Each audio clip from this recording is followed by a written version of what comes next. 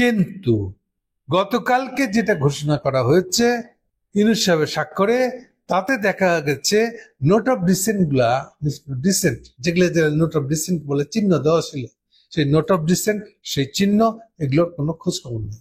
এই জন্য সে বলতেছে যে এমন কিছু ঢুকাই দেওয়া হয়েছে যেগুলো আমরা রাজি হইনি, যেগুলো আমাদের আলোচনা হয় না। তাহলে সালাউদ্দিন একটা নরম টরম ভাষায় বলছে এগুলা কি কি কালকে হয়েছে না হয়েছে এগুলো সম্পর্কে প্রতিক্রিয়া। ম্যান্ডেট খসরু কাল কি খুব কড়া একটা ল্যাঙ্গুয়েজ, খুবই কড়া, মানে অকল্পনীয় করা। নির্বাচনের আগে গণভোট, এইটার সাথে বিএনপি একমত। সংস্কার কমিশন, ইউনূস সাহেব 6টা সংস্কার কমিশন করেছিলেন, মৌলিক সংস্কার কমিশন আরো করেছিলেন, মেন ছিল 6টা, বাকিগুলো আছে আলাদা। সেখান থেকে তিনি এসেছিলেন, ওই 6 কমিশনারের প্রধান যারা ছিলেন তাদেরকে নিয়ে আরেকটা ঐক্যমত্যের কমিশন বানিয়েছিলেন, যে ঐক্যমত্যের কমিশনে তিনি হয়ে উঠেছিলেন প্রেসিডেন্ট, আর কি জানি জয়েন্ট প্রেসিডেন্ট বোধহয়, ভাইস প্রেসিডেন্ট না, জয়েন্ট প্রেসিডেন্ট বানাইছিলেন আমাদের আলী রিয়াজকে, অথবা ভাইস প্রেসিডেন্ট হইতে পারে। যাই হোক, গত 1 বছরে তারা যে সময়টা নষ্ট করছেন পুরাটা পানিতে গেছে। গতকালকে সারাদিনের শেষে এই সিদ্ধান্তে, মজার বিষয়টা হলো এই সিদ্ধান্তে সবাই উপনীত হয়েছে।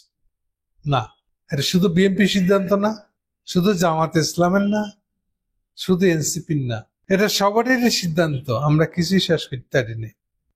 ঠিক আছে, এরপরে আসি সুনির্দিষ্টভাবে বিএনপি রিয়াকশন, ফর্মাল একদম, মানে গতকালকে ছিল তাদের সার কথাটা কি হবে, ঐক্যমত্য কমিশন কি বলতে চায় ফর্মালি মানে ইউনূস সরকার অ্যাজ এ ফর্মাল চিফ উপদেষ্টা কি বলবেন, সেই কথাটা গতকালকে প্রকাশ করা হয় ইউনূস সাহেবের তরফ থেকে, স্বাক্ষর টাক্ষর সহ। সেইটার পরে এইবার বিএনপি রিয়াকশন গুলো বেশ মজার। যেমন প্রথম রিয়াকশন খুব কড়া, জাতীয় ঐক্যমতের জুলাই জাতীয় সনদ বাস্তবায়নে জাতীয় ঐক্যমত কমিশনের প্রণীত সুপারিশমালা প্রতারণামূলক, চিটার, আপনারা চিটিং করছেন। জাতীয় ঐক্যমতের বদলে আপনারা জাতীয় অনৈক্য প্রতিষ্ঠা করছেন, সাংঘাতিক অভিযোগ।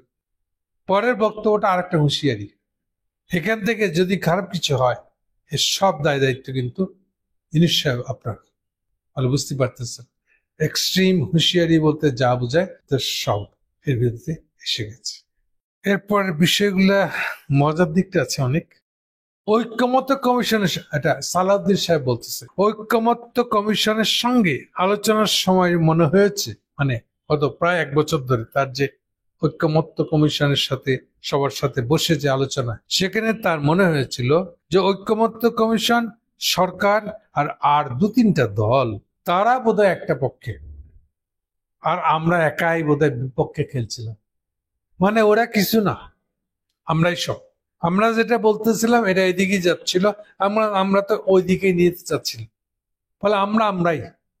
কিন্তু গতকালে মনে হচ্ছে, গতকালকে ইউনূস সাহেব যেটা ঘোষণা দিচ্ছে সেইটা একটু ভদ্র ভাষায় বলছে, কিন্তু আমার কেন জানি মনে হচ্ছে কিছু দলের প্রস্তাব এবং কমিশনের নিজস্ব চিন্তা ভাবনা জাতির উপরে জবরদস্তিতে চাপিয়ে দেওয়ার চেষ্টা করা হচ্ছে, আরোপিত হচ্ছে। মানে এতদিন আমরা যে দ্বন্দ্বে ছিলাম, খুশিতে সবকিছু আমরা যেভাবে চাইছি সেভাবে হয়েছে, আমরা যেটা বলছি সেটাই আছে, বাকি সবাই যে যা বলছে বাদ। আর বাস্তবে যখন কালকে হয়েছে, এটা হওয়ার পর মনে হচ্ছে উল্টা হয়েছে, তো উল্টা কেন এরকম বলছে সালাউদ্দিন সাহেব? একদিন তাদের কৌশল ছিল, যেগুলো তারা মানে না, সেগুলো তারা মানে না তো বলছিলি প্রথম পরিষ্কার করে। শেষের দিকে এটা কৌশল নিচ্ছেন, নোট অফ ডিসেন্ট, আপত্তি সূচক নোট, মানে চিহ্ন দিয়ে রাখা, এগুলা সিদ্ধান্তের ব্যাপারে আমাদের আপত্তি আছে, তাহলে একই কথা হইলো আর কি, আমি মানি না এটা। তো নোট অফ ডিসেন্ট দিয়ে ছেড়ে দিয়েছিলেন, আর ভাবছিলেন কি ওটা একটু পরে বলতেছি। তো উনি ভাবছিলেন যে তাহলে তো যা যা আমি বলছি সবকিছু তো আমাদের মতন করে হবে। সেই সাথে এইবার এখন আসেন, নোট অফ ডিসেন্ট বলতে ওর অর্থ ওদের কাছে, বিএনপির কাছে কি ছিল? ওদের ধারণা ছিল নোট অফ, এই জন্য একটা কথা আমাদের এই ম্যান্ডেট খসরু বলে যাচ্ছিল বারে বারে, যেগুলো ব্যাপারে ঐক্যমত হচ্ছে কেবল সেটা নিয়ে হবে তো সংস্কার, যেগুলো হয় না ওগুলো ভালো রাখে না। তাহলে এবার কি দাঁড়ালো, যাতে নোট অফ ডিসেন্ট দিছি ওগুলো তো ঐক্যমত হয় নাই, তাহলে ওগুলো ভালো রাখে না। তাহলে কি দাঁড়ালো, আমরা একলাই রাজা, যেটা বলছি একমত হয়েছি ওটাই আসবে। কিন্তু গতকালকে যেটা ঘোষণা করা হয়েছে ইউনূস সাহেবের স্বাক্ষরে, তাতে দেখা গেছে নোট অফ ডিসেন্ট গুলা, ডিসেন্ট যেগুলো নোট অফ ডিসেন্ট বলে চিহ্ন দেওয়া ছিল, সেই নোট অফ ডিসেন্ট, সেই চিহ্ন, এগুলোর কোনো খোঁজ খবর নেই। ফলে বিএনপির মাথায় বাজ ভেঙে পড়ছে। তাহলে কি হইলো, আমরা কি ওগুলো একমত হয়েছি? আমার তো নোট অফ ডিসেন্ট দেওয়া ছিল।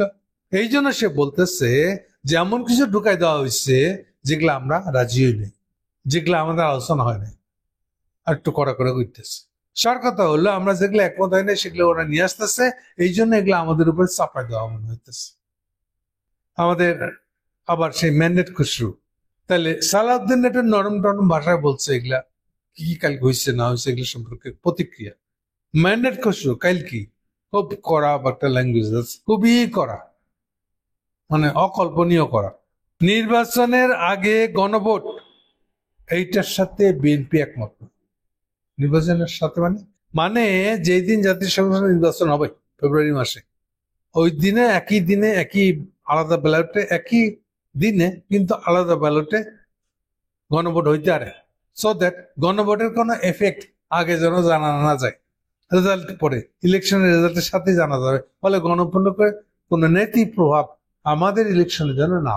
সেই জন্য কালকে বলে দিচ্ছে যে আমরা এই ব্যাপারে একমত না। শুধু তাই না, এরপরের বাক্যটা আরো সাংঘাতিক, এ ব্যাপারে আমরা কালোচার সাথে আলোচনা করতে চাই না, কারোর সাথে আলোচনা করার সুযোগ নাই, আমরা যেটা বলেছি ওইটাই হবে। কথা ক্লিয়ার?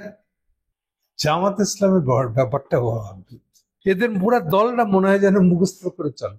কালকে এত কিছু ঘটে গেছে, কালকে ছিল সেই অর্থে রিয়াকশন ডে, মানে আগের দিনের যা ইয়ে হলো সরকারের ঘোষণায়, ইউনূসের ঘোষণার মধ্যে কি কি লেখা আছে সেগুলো সম্পর্কে পলিটিক্যাল পার্টিগুলার কার কি মন্তব্য তা সে বলবে।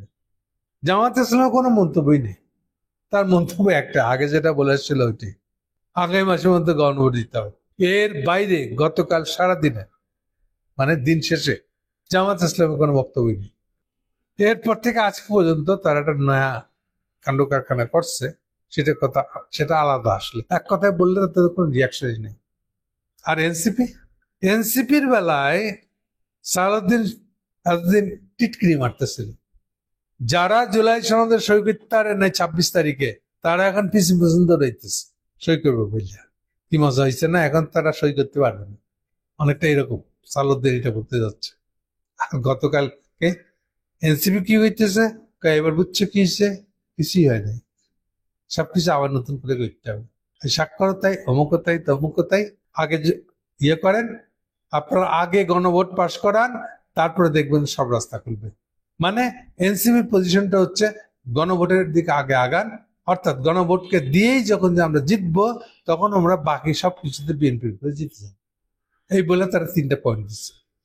এখন আমার মন্তব্য হলোটা মানে টানা একটা বছর ধরে যা যা কিছু হচ্ছে, তাতে গতকালকের যে ঘোষিত ফলাফল তাতে দাঁড়ালোটা কি আসলে, দাঁড়ালোটা এই যে কোনো ধরনের ঐক্যমত না রাজনৈতিক দলগুলোর মধ্যে, না রাজনৈতিক দলের সাথে ইউনূস সাহেবের কোনো ঐক্যমত হয়েছে, কোনো কিছুতে কোনো ঐক্যমত নাই। তার চেয়ে বড় কথা, অবস্থাটা এখন এমন যে এখন করবেনটা কি আসলে ইউনূস সাহেব, ফিরতে শুরু করলে আবার 1 বছর পরে, এখন থেকে যদি ধরি 1 বছর পরে আবার এটাই আসবে, তাহলে শুরু করে লাভ কি, তাইলে করবে এটা কি? আমি যদি মির্জা আলমগীর সাহেবের হুঁশিয়ারিটা দেখি, এটা ইন্টারেস্টিং। সব দায়িত্ব কিন্তু আপনাকে নিতে হবে, মানেটা কি? মানেটা হলো উনি জানো বা বলতে যাচ্ছেন, আপনারা শোনেন নাই ওয়াকারের সাথে আমি দেখা করছি, এর গুজব বাজারে আছে না, কথা বুঝছেননি, উবরা বালা দেবো কিন্তু আপনাকে, ওয়াকার সাথে অ্যালায়েন্স করে আমরা এবার ইলেকশন দিয়ে দেবো 3 মাসের মধ্যে, আপনাকে উপরে বালাই দিলাম, 3 মাসের মধ্যে ইলেকশন দিয়ে দিলাম, ইলেকশনের পরে টুক করে আমরা ক্ষমতা চলে গেলাম, ওয়াকারও খুশি, ওয়াকারের বিচার সব উঠে গেল, উনি খুশি, আমরা খুশি, ইলেকশন হয়ে গেল, ক্ষমতা চলে গেছি। আল্লাহকে কেউ বুঝেন নাই?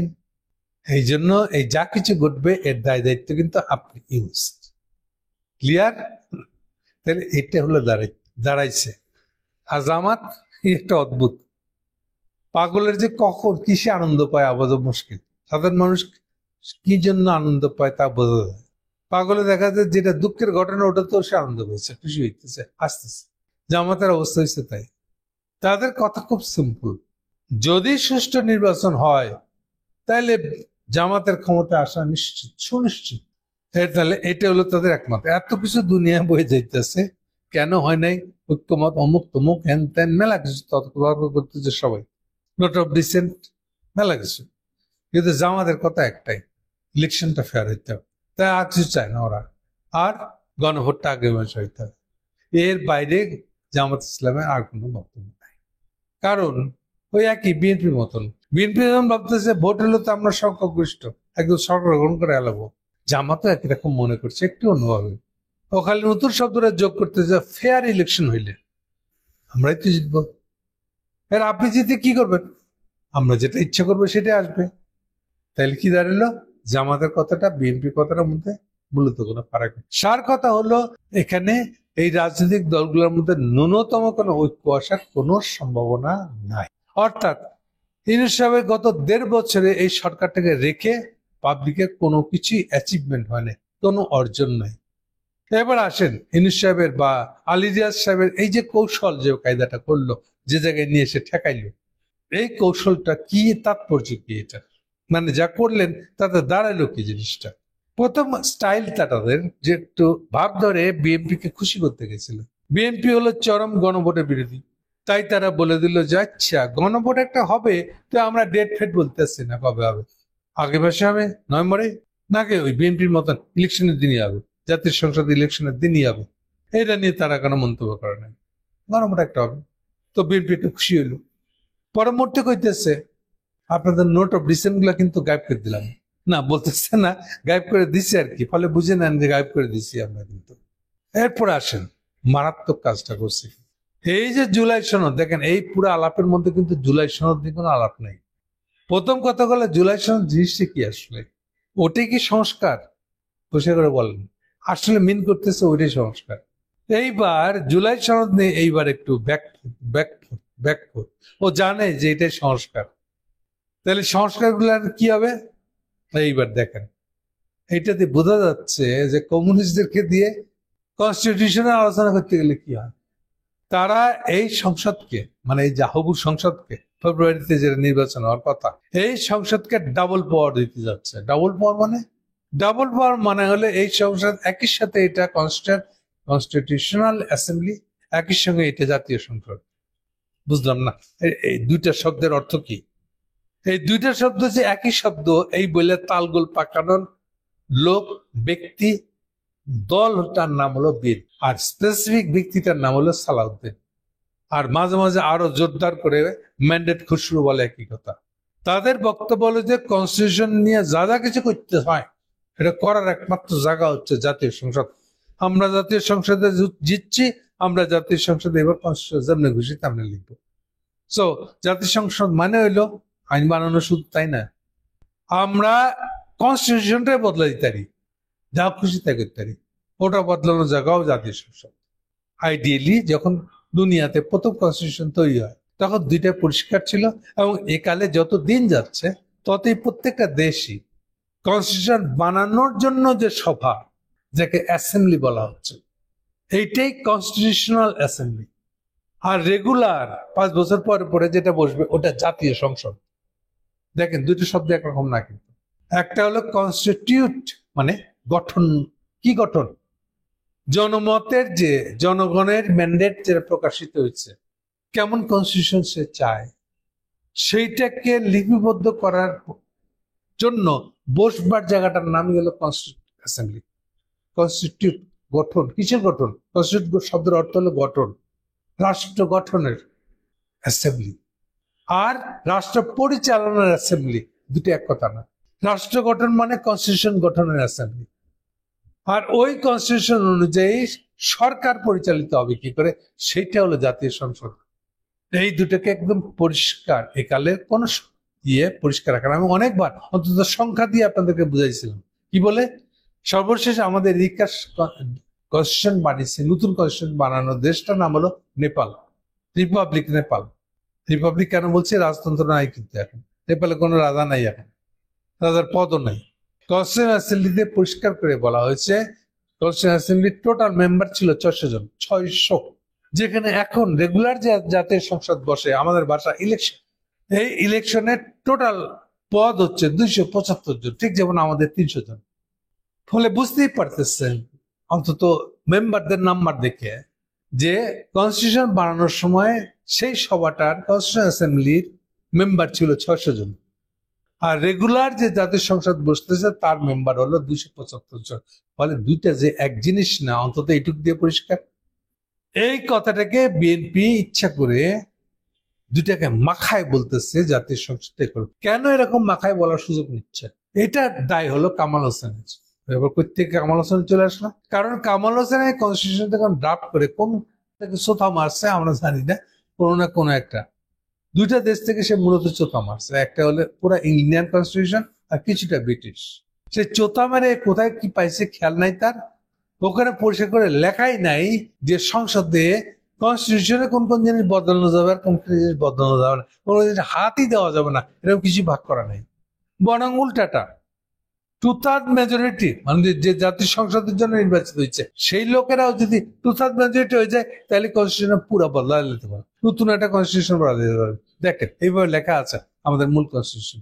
এখান থেকে ধারণাটা আরো এক্সটেন্ড করে আরো খাইলে, আমি যখন আর একটু বেশি খাই লই, এই হিসাব করে বিএনপি বলতে চাই দুটো তো একই জিনিস। আর আমরা তো দুনিয়ার বড় পার্টি, ফলে আমরা তো জাতীয় সংসদ থাকবো 2/3 মেজরিটি, মানে হলো 300 সিটের আসনে যদি আমরা 200 সিট পেয়ে যাই তাহলে নতুন কনস্টিটিউশন লিখে লাগতে পারবো। এটাই হলো ম্যান্ডেট খসরু আর সালাউদ্দিন দুজনের মতামত। প্রবল ভাবে তারা কন্টিনিউয়াসলি এই কথা বলে যাচ্ছে, এই কথার উপর ভরসা করে তাবৎ কথা বলতেছে। কেন এত কথা বললাম এই জন্য। এখন দেখেন আলী রিয়াজের কাণ্ড কারখানা দেখেন। ও বলতেছে এই যে নতুন সংসদটা হবে ফেব্রুয়ারি মাসে, এটা হলো ডুয়েল ক্ষমতা সম্পন্ন। সে একই সঙ্গে কনস্টিটিউশন বানাইতে পারবে, বদলাইতে পারবে, একই সঙ্গে সংসদ হিসেবে কাজ করবে। মজা না? তার মানে এখানে সে ধরে নিয়েছে জুলাই সংসদ সনদের জিনিসটা এটা জাস্ট লেখলাম মাত্র, এটা কাগজ। এই সেম বিষয়গুলো নিয়ে এই যে একটা বছর নষ্ট করলাম, এটা ফাও। এই সেম বিষয়গুলো নিয়ে আবার জাতীয় সংসদে কনস্টিটিউশন অ্যামেন্ডমেন্টের ফ্রেমের মধ্যে বসে আলাপ করবে, বসে এটাকে ফাইনাল করবে। বুঝে নেওয়ার তাহলে একদিন যা করলে এটা কিছু ফাইনাল হয় নাই, কথা বুঝছেন? প্লাস জুলাই সনদের উপর আবার গণভোট করবে, গণভোটের দরকার কি তাইলে? অথবা গণভোটে যদি হয়ে যায় তাহলে আবার সংসদে গিয়া এটা কনস্টিটিউশন বানানোর মতন করে আলোচনা করতে হবে কেন? বুঝছেন আলী রিয়াজ সাহেবের মাথার কনফিউশনটা, অর্থাৎ যে কনফিউশনটা উনি সালাউদ্দিনের কাছ থেকে পাইছে, রয়ের কাছ থেকে পাইছেন, যে গণভোটে পাশ হওয়া জিনিসও আবার সংসদে আলোচনা হবে কাদের দ্বারা? শুধুমাত্র বিএনপির ইচ্ছার উপর। কেন? কারণ বিএনপির সংখ্যাগরিষ্ঠ থাকবে, ওরা এটা যা কাটছাড়া করে যেটুকু রাজি হবে ওটাতে পাশ হবে। দেখেন গণভোটে পাশ হওয়া মানে সারা দেশের মানুষ যেটা ভোট দিয়ে হ্যাঁ না বলছে, এইটার উপরে শুধু বিএনপির এমপি যারা তারা ঠিক করবে এর ভিতর করে আবার কোনটা নেওয়া যাবে কোনটা নেওয়া যাবে না। তাহলে গণভোটের কি করার কি দরকার? আবার এটাকে ডাবল ধরনের ক্ষমতা দিয়ে দেওয়ার কি দরকার? আর ডাবল ধরনের ক্ষমতা দিবেন এটা এইটারই বা ম্যান্ডেট কই? এটা তো আলী রিয়াজের মাথায় নাই।